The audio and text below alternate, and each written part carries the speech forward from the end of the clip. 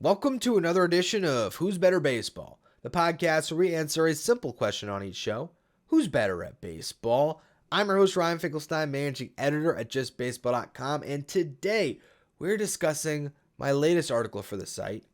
Where does Bryson Stott rank among the best second basemen in baseball? Why are we discussing this topic? Because Bryce Harper called him the best second baseman in baseball. Look, I have to put the disqualifier out there. Yes, I'm a Mets fan. You see the flags behind me. I host Locked On Mets daily show on the Mets. Sure, I have some anti-Philly bias. But that's not what inspired me to write this article or do this podcast. I'm recording this at 2 o'clock in the morning. This was just too perfect of a topic for my show, Who's Better. I just had to get right on it because I see the video clip of Harper calling Bryson Stott the best second baseman in the game, and he wasn't prompted to do that. John Paul Morosi was interviewing him on the field after the game. He just simply said, how proud are you of Bryson Stott? Something along those lines. And these guys have a connection dating back to the fact that they're both from Vegas. They were friends before they were teammates. And it's understandable that Bryson Stott is the second baseman that Bryce Harper would want to go to war with more than anyone else. He has showed up big time on the biggest of stages over the last 2 years. Last year as a shortstop. And he's a really good player. With that said, in the playoffs right now, I think he is pretty clearly the worst second baseman left. I know. That seems like I'm just trying to knock the guy. It's not. There's 3 really good second basemen that are left in this race. And it had me pounding away at my keyboard late at night because I was just really fascinated by the topic. Where does he rank and how does he stack up and how quickly could he get to that point where maybe Bryce Harper speaks something into existence and he becomes the best second baseman in baseball? We'll start though with the 2 that are still playing in the American League, who I think are clearly the consensus top 2 second basemen in the game. Jose Altuve right now and for the last decade has been the best second baseman in baseball. And if Bryce Harper isn't familiar, good chance he's going to meet him again in the World Series next week. Altuve won his first Silver Slugger in 2014. He has 6 Silver Sluggers to his name. He's eclipsed 2,000 hits, and he might get to 3,000 if he can stay healthy in his 30s. Health was an issue this year, though. First, fractured his thumb.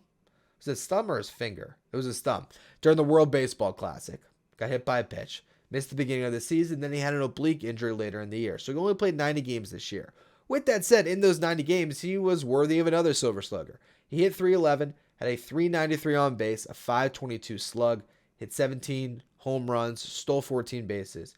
His 154 WRC plus was the best mark among all second basemen who played a minimum of 400 games. And WRC plus is weighted runs created plus, measuring hitters on a league average of 100. So at a 154 mark, he was 54% better than your league average hitter. And he posted a 4 WAR this season, which is wins above replacement. He missed, again, over 70 games. In 90 games, he was barely, but more valuable than Bryson Stott, who had a 3.9 WAR in 151 games. Now, defensively, Stott is way better. Altuve is long removed from that gold glove that he had. I think it was in 2015. He was minus 13 defensive runs saved this season. Not good. That was, again, in 90 games. With that said, he was minus 1 outs above average this year, and he was 1 out above average last year. So that paints him as more of a league average defender. Again, if we looked at the glove, Stott's better, but the bat is so head and shoulders better on Altuve's end that when we rank our top second baseman in the game this year, just like we did heading into this season, I would be shocked if we didn't put Altuve atop our list at Just Baseball. Now, in the article, I wrote a little aside, a little qualifier. If Mookie Betts ever becomes a second baseman full-time, he becomes the best second baseman in baseball. He is, if you go to Fangraphs and you look at the leaderboard, he is the leader in pretty much all the categories. Home runs, runs scored, WRC+, FWAR. That's because he did start and played 62 games at second base. Started 62, played more than that. He had 12 starts at shortstop this year and 25 at center field, making him the greatest utility player in MLB history. I don't have to do research on it. How could anyone have done more at more positions than Betts did this year? He still started 77 games in right field, though. Played over 100 out there. Played 200 more innings in right than at second base. So he's still a right fielder, not a second baseman. That moves us, though, back into the playoffs, the second basemen that are competing. And Marcus Semien is, in my opinion, the second best second baseman in baseball. And if you want to make an argument he's the best, I might not fight you on it because over the last 3 years, he does lead all of Major League Baseball in wins above replacement for second baseman at 16.5. Altuve is at 16, though, in far less games. So that's where I still put Altuve ahead. But durability is a pretty key thing, and Semien has that. He played in every game this year. And in 2021, when he made the switch from shortstop to second base in his 1 year playing for the Blue Jays, where he was paired with Bo Bichette up the middle, he hit 45 home runs, stole 15 bases, and drove in 102. All those were career highs. He finished third in MVP voting. He won the Gold Glove and the Silver Slugger in the American League. And he was rewarded with a 7-year, $175 million contract by the Rangers to pair him with Corey Seager, who they also signed the same offseason, put the two of them up the middle, at a $500 million price tag for that duo, who have proven to be worth it this year. They led the Rangers to the playoffs for the first time since 2016, to the ALCS for the first time since 2011. Now, Seager is the best player on that team, but he missed a lot of parts of this season. Semien, leader in F-WAR, he was the guy that was there in, day out, every single game. And he hit 276, 348 on base, 478 slug. Hit 29 home runs. That's nearly double what Stott put up. 100 RBIs, a 124 weighted runs created plus. He was awesome. And defensively, he's right there with Stott. Okay, he was at 16 defensive runs saved. That was second best to only Andres Jimenez.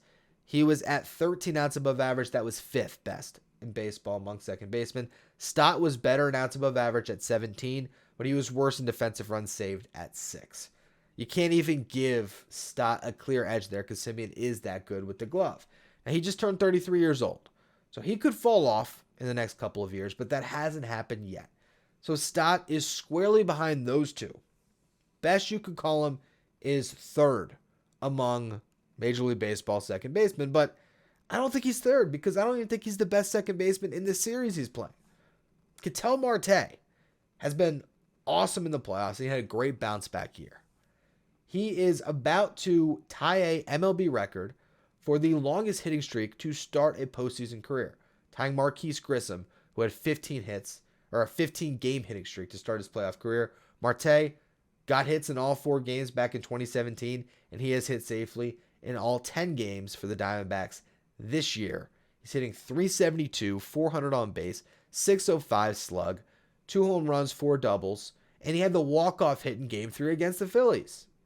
If there's anyone who's going to get pissed off at Harper's comments, it's Marte playing in this series, looking for a little more of an edge.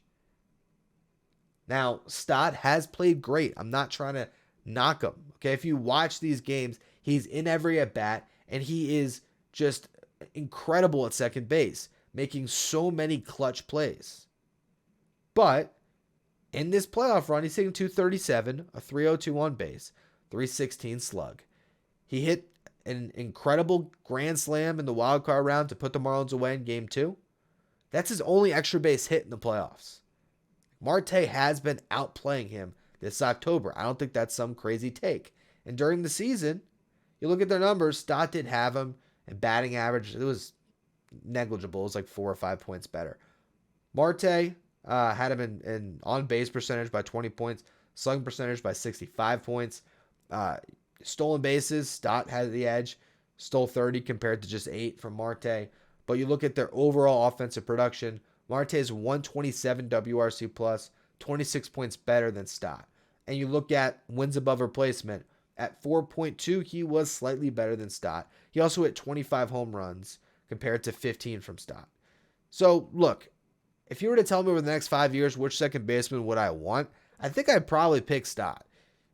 Better glove, younger, no health concerns yet. Marte's had those, and Marte wasn't that good in 2022.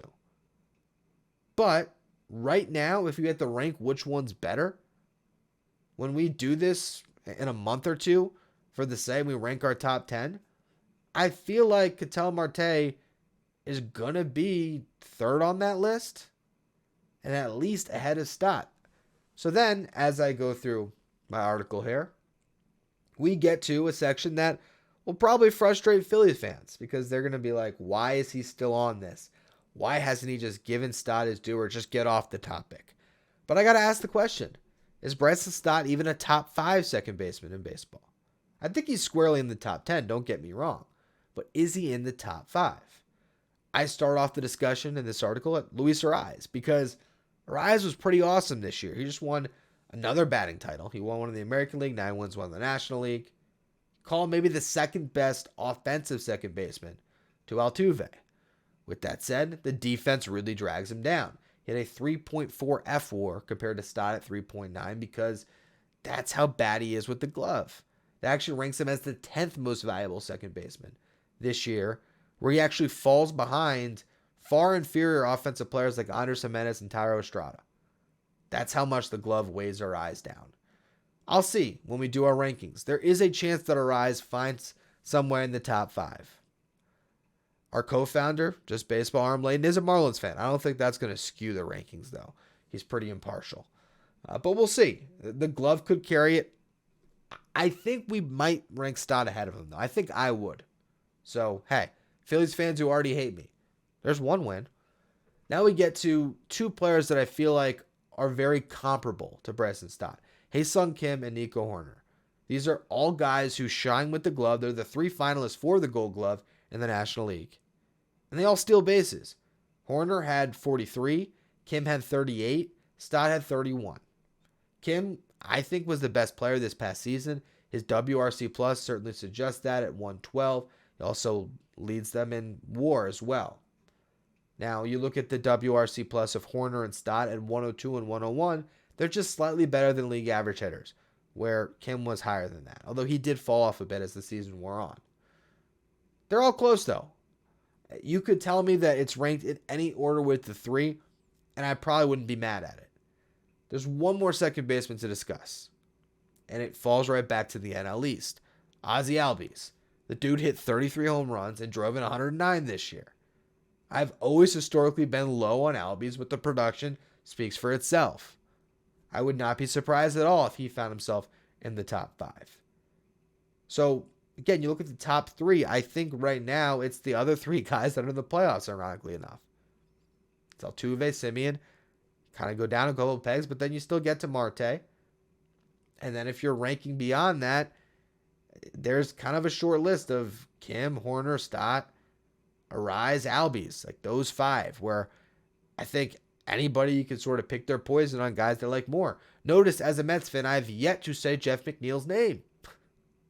Because I don't even know if he's going to make the top 10 this year. We might just throw him in the top 5 or the top 10 utility players and call it, because it's just easier than trying to explain what he did in 2021 and what he did in 2023, juxtaposed to the awesome season he had in 2022, which had him ranked, I believe we put him 2nd in the list this year, which you could point at me as part of the problem on that one. I certainly had him there, but other people followed me down that line of thinking. In retrospect, we certainly should have had Marcus Semien too. We had Andres Gimenez 4, by the way, because he was amazing in 2022, and that's what you still have to base a majority of your rankings. And actually, just for the purpose of more content in this episode, Nico Hoerner was 5th, Ketel Marte was 6th. Then we had Ozzie Albies 7th, Luis Ariz 8th, Gleyber Torres 9th, and then we got to Brandon Lowe at 10th. So he did not crack this list because he was coming off a rookie season that was up and down. Obviously ended on a higher note. Now he's definitely a top 10 second baseman in baseball. He might be a top 5 second baseman in baseball. But was Bryce Harper right? Is he the best second baseman in baseball? Not even close. Anyway, if you enjoyed this content and you're watching on YouTube, please hit that subscribe button. You can find us wherever you get your podcast. Subscribe there as well. Check out the written article at justbaseball.com and all the other great stuff we have coming your way throughout this postseason, and also off-season coverage for all 30 teams squarely on tap for us right now as well. Again, all of it at justbaseball.com.